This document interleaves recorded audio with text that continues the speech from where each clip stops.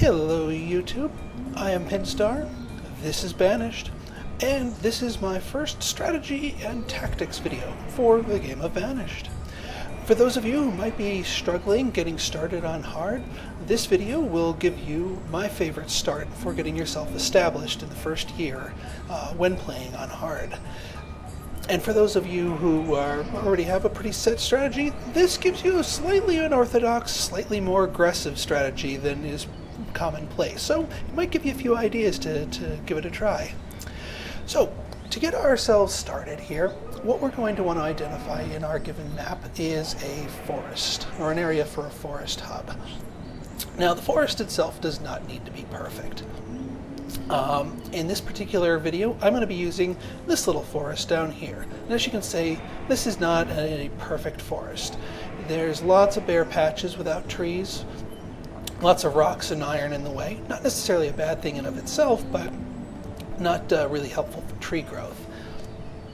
So what you're going to want to do is you're going to want to identify a forest with plenty of open space, ideally one that's not too far from your initial storage card. Most maps will have a space like this, not everyone, but you shouldn't have to re-roll 15 times just to get the perfect map. Now, the other thing we want to identify before we get started building here is going to be the site of our eventual city center.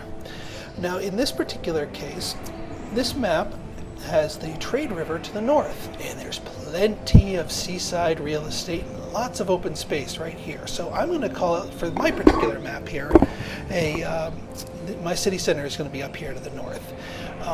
This build works in any of the four cardinal directions, so if your map's eventual city center place will be to the east, west, or the south, just rotate the build as I show it to you here, and everything will work just as well as it does for a outpost facing north. So let's get started. Okay. So most videos or tip threads will advocate using the center of a forest hub as a forester's lodge, and that largely makes sense. I mean, that's going to be they're the ones that plant the trees. They're the one that's going to sort of identify the long-term shape and size of the forest. But in our particular case, we are not actually going to use the forester's lodge as the dead center. No, we are actually going to use the gatherer's hut as our center. The reason why we're going to use the gatherer's hut as our center is this. What we want to do is we want to identify a place to place our gatherer's hut that encapsulates the greatest number of trees that are already growing. While this isn't a perfect forest, we do want to capture as many trees within the radius as possible. Now, as you can see here, this little forest here lends itself to a fairly logical placement. The upper part here has a natural forming lip up here with some pretty dense tree coverage up here, and even the bottom has a sort of a natural swoop to it for the bottom lip. So if we line ourselves up right about, let's give it one more space. No, actually I like it right there. So I'm going to plop ourselves, boom, right there. So that's going to be sort of the heart of our forest up here. By the way, I forgot to mention, the build in question that I'm showing you today is going to be called the Crossroads build, and I'll show you exactly why in 2 seconds here. So the reason why I call this the Crossroads build is because after we've placed our gatherer's hut, we need to put up a little makeshift road network. We don't need to go crazy, but it does help frame things out and helps people move a little bit faster. So what we're going to do here is we're going to line a road right here next to the gatherer's hut, right alongside its entrance. And then along the bottom of the gatherer's hut, we're going to lay another road. And thus we form ourselves a nice little crossroads right here in the middle.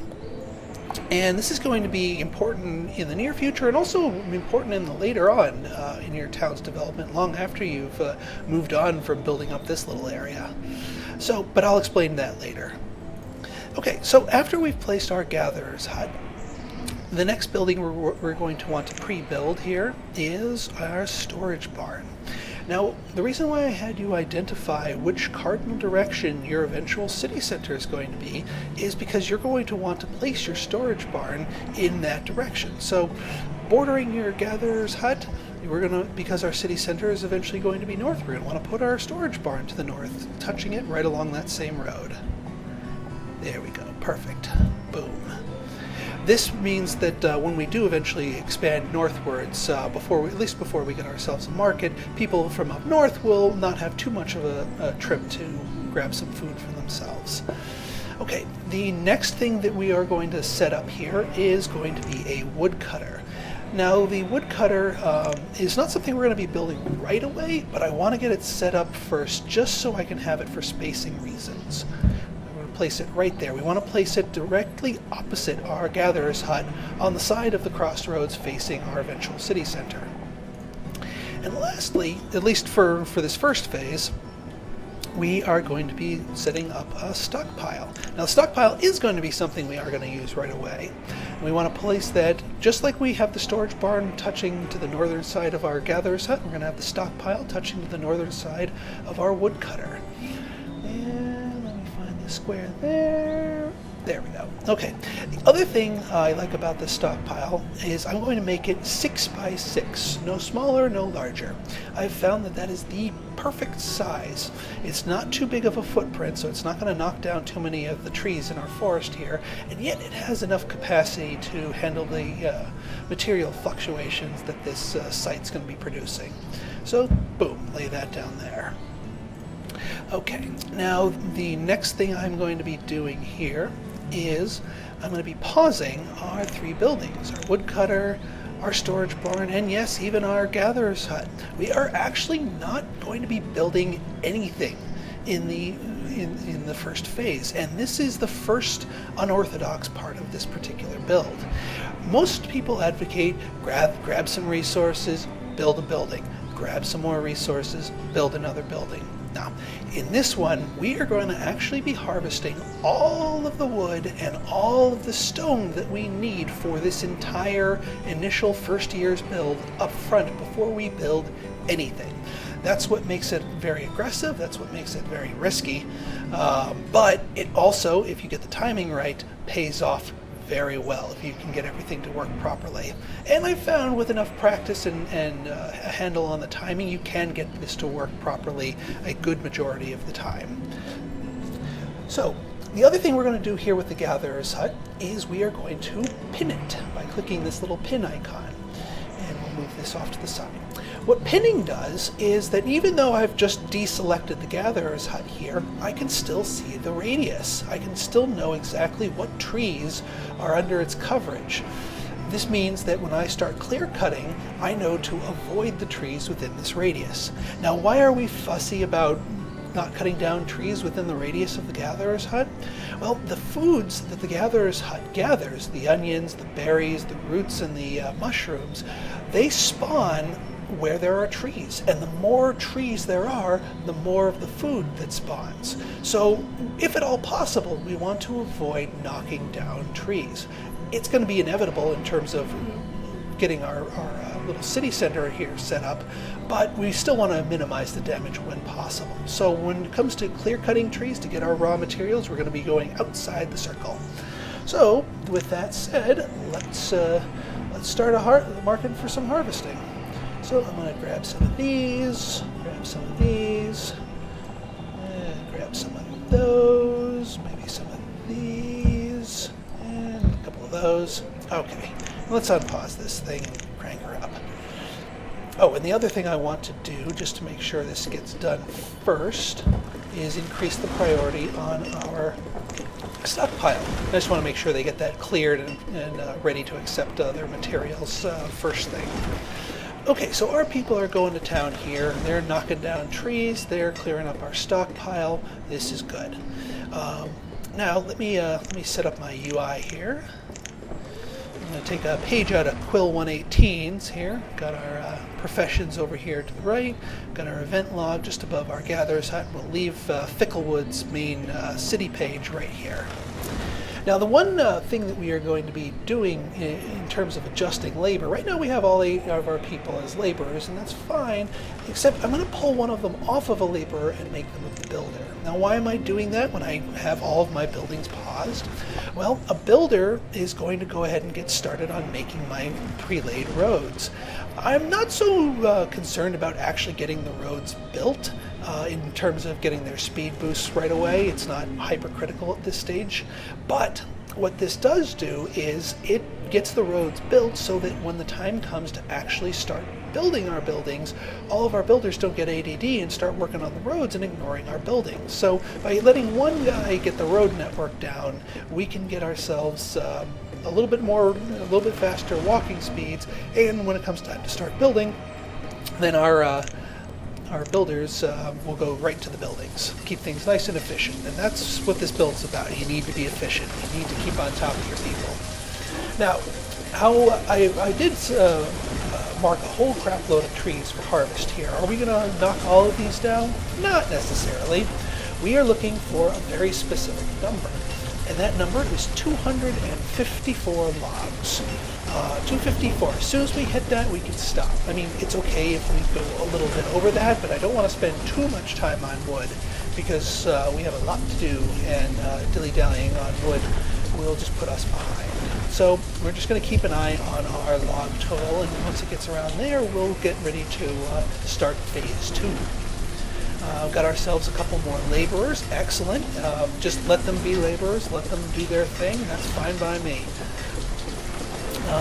Now keep in mind that logs do not appear in your city's inventory until they are actually deposited here in the stockpile.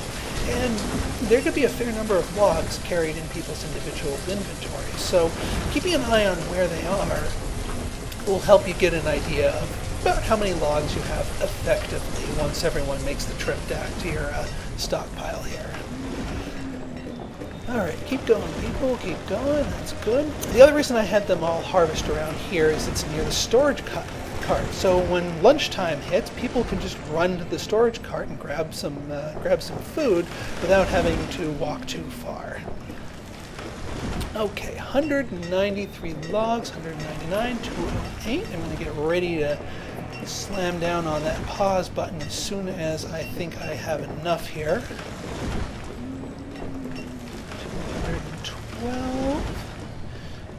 That wave of people chopping down trees right now should be enough, but it looks like everyone's going down for a lunch break. That's fine. Grab yourselves something to eat. Right now we're still living off of nothing but those potatoes, but for the time being that should sustain us. Okay, 237, getting close here, getting ready to pause. Again, it doesn't have to be lightning quick precision, but again, you don't want to dilly-dally too much on lumber. Okay, 237, we got a bunch of people with wood all heading back to the stockpile. So I'm going to guess that's going to put us where we need to be. So what I'm going to do is I'm going to tell people to knock it off with the tree harvesting. We have enough lumber. Don't want them chopping any more trees for the time being. All right, phase 2. Phase 2 is collecting stone. Now, unlike trees, where we want to avoid harvesting anything from within our gatherer's circle, stone is going to be the opposite. We want to exclusively harvest stone from within the circle here. That will clear up space for more trees to grow and more trees to be planted, and let our forest eventually grow in even bigger and thicker and fuller later on. So this is that's something we want to do here. So I will unpause it here. They will probably drop off 250. Yep, more than enough. And it's okay if we go a little bit over, because the excess stuff will just be used for firewood fodder. Okay, so we're going to do the exact same thing here with stone. The target number here is only 108, so this is going to go much faster than the lumber.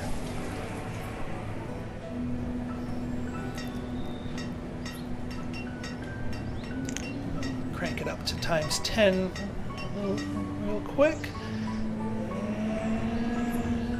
105. You know what? They're going to harvest a little more stone when we do this, so we are done with the stone. Again, we don't want to lose too much time to harvesting stuff, so we're going to tell them to knock it off with the stone.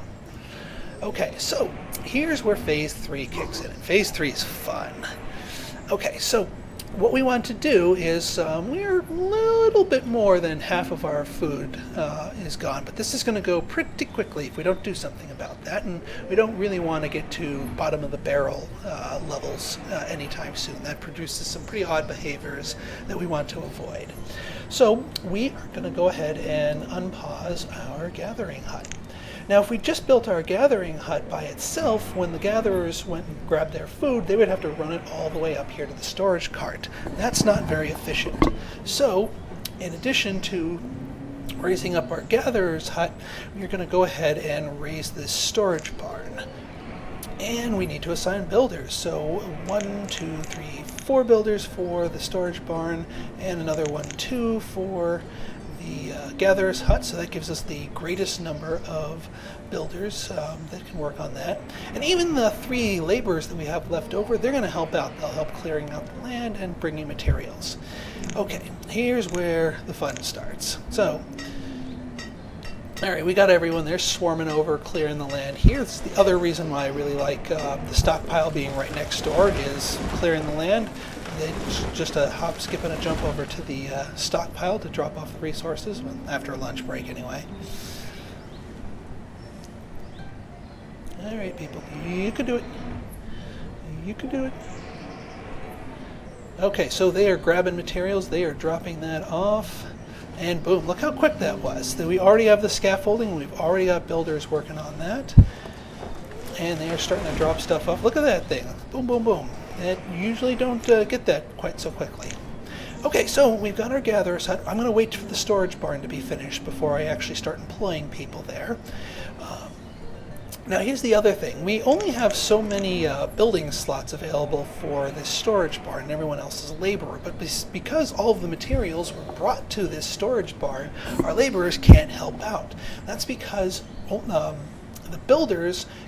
the builders can actually contribute hammer swings to the build levels here. On the other hand, if we were to go ahead and unpause this woodcutter, laborers can help with everything except for the build. So laborers can help remove obstacles, they can help bring all the materials, they can do everything but hammer swings. So we're going to go ahead and just let them do that, and then by the time our construction workers are done with the barn, they should be all ready to start working on the woodcutter, make it a nice production line here. So I'm going to drop us down to ×2 here, because this whole thing's going to go real quick.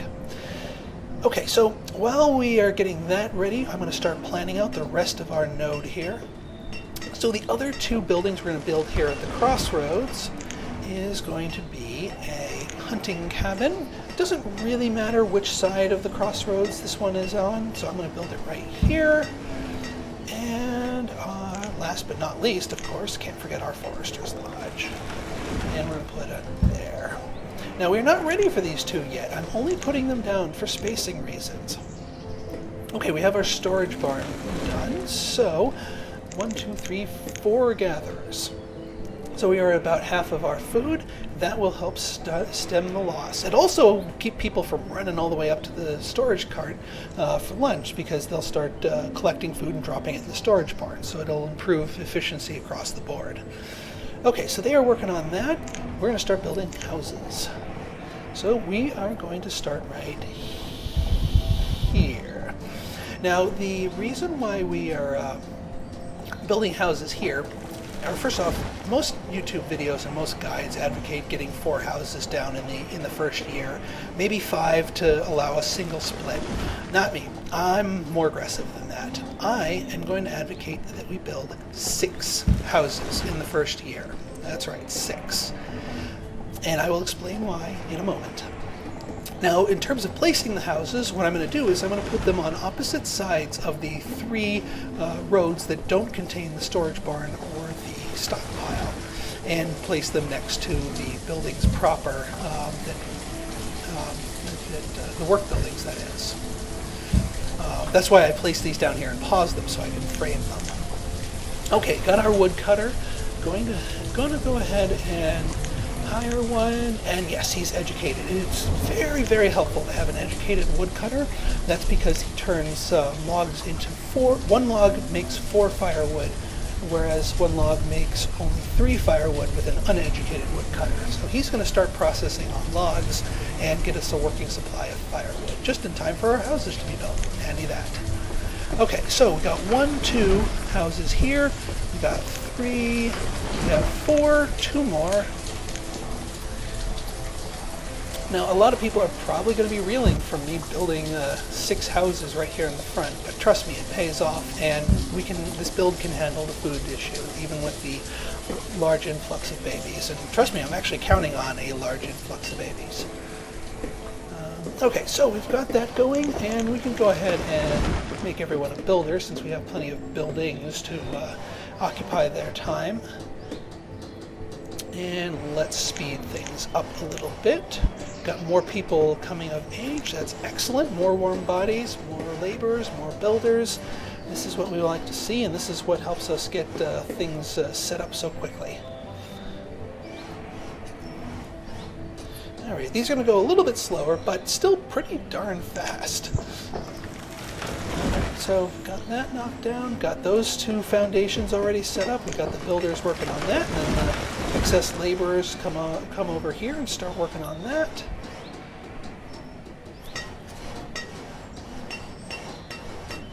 Okay, got that. Yes, I know you're lacking firewood. We are on that. We're good. We've got plenty. All right, 4 houses built. All right, got that. Starting to get these 2 cleared. Yes, firewood is low. And the reason why I want to build my houses before I finish these last 2 work sites is we're going to employ people at these 2, but we might as well get our houses built quickly while we wait for that. All right, so once the scaffolding is down for those 2 final houses, we can go ahead and unpause our final 2 buildings here and get people working on that. Yes, reservist food is low. Don't worry, we're on it.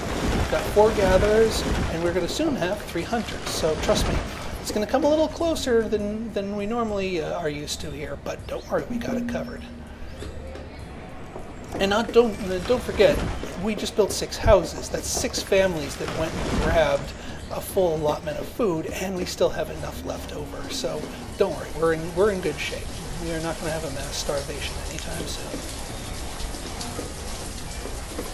Okay, we've got our hunting lodge set up, so 1, 2, 3 hunters. And last but not least, our forester's lodge. Alright, going up. Almost done. A few more hammer swings. A lot of people. And done. And with that built, we can go ahead and assign 1, 2, 3, 4 foresters. And for the time being, we're going to turn off cutting because we want to thicken up our forest before we start chopping into it. And that is the Crossroads build. It's only autumn. It's not even late autumn. And we already have everything we want to build done.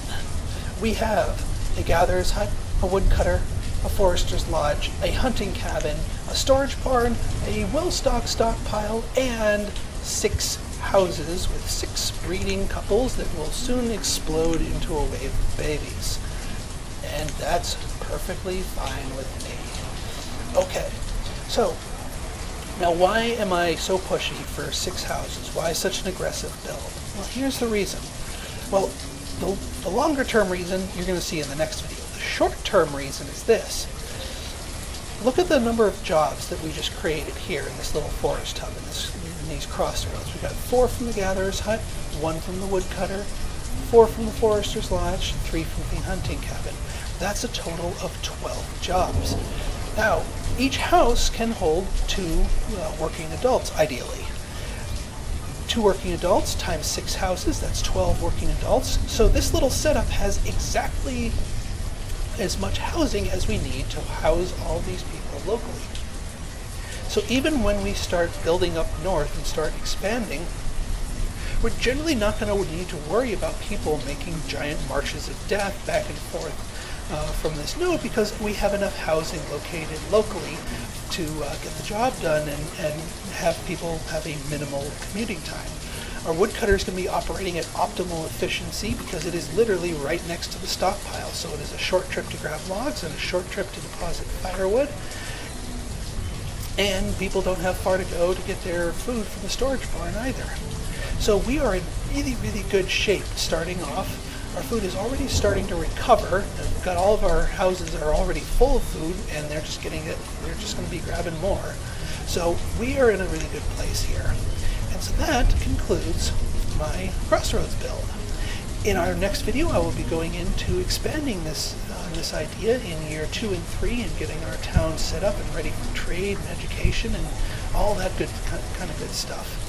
So until next time, my name is Pinstar. If you like this video and you want to see more, please like, comment, and subscribe to my YouTube channel. That definitely encourages me to keep doing this. You can also follow me on Twitter at Pinstar. Drop me a line, any questions or comments. I'm happy to hear from you. Until next time, this is Pinstar signing out. Have a good one.